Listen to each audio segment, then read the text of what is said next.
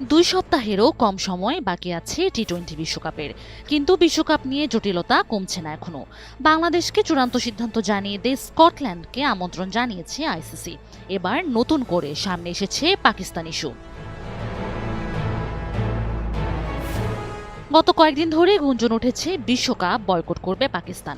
Pakistan cricket বোর্ডের chairman Mohsin নাকভির দেওয়া বক্তব্যে সেই গুঞ্জনে নতুন ডালপালা মেলেছে। আজই সেই গুঞ্জনের চূড়ান্ত ফলাফল আসতে যাচ্ছে। পাকিস্তানের গণমাধ্যমগুলোর তথ্য মতে বিশ্বকাপ নিয়ে চূড়ান্ত সিদ্ধান্ত নেবে পাকিস্তান সরকার। সেজন্য আজ সোমবার ২৬ ডিসেম্বর পিসিবি কর্মকর্তাদের সঙ্গে বৈঠকে বসবে দেশটির প্রধানমন্ত্রী শাহবাজ শরীফ। ধারণা করা হচ্ছে এই বৈঠকে বিশ্বকাপে পাকিস্তান খেলবে নাকি খেলবে না এ বিষয়ে চূড়ান্ত সিদ্ধান্ত নেওয়া হবে। এদিকে টি-20 বিশ্বকাপকে কেন্দ্র করে আইসিসি ও পিসিবির মধ্যকার দ্বন্দ্ব বেড়েছে।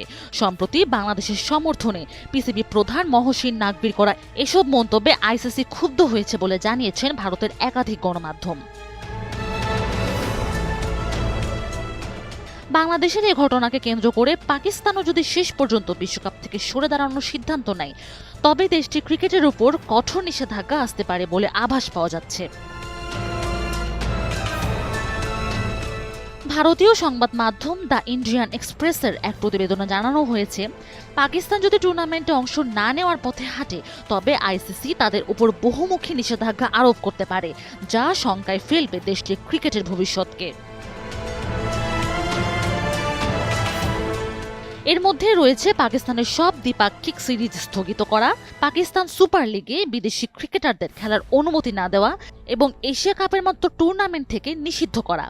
মূলত পিসিবি প্রধানের সাম্প্রতিক আক্রমণাত্মক মন্তব্য এবং টুর্নামেন্ট বয়কটের প্রচ্ছন্ন হুমকি আইসিসিকে কঠোর অবস্থানের দিকে ঠেলে দিয়েছে।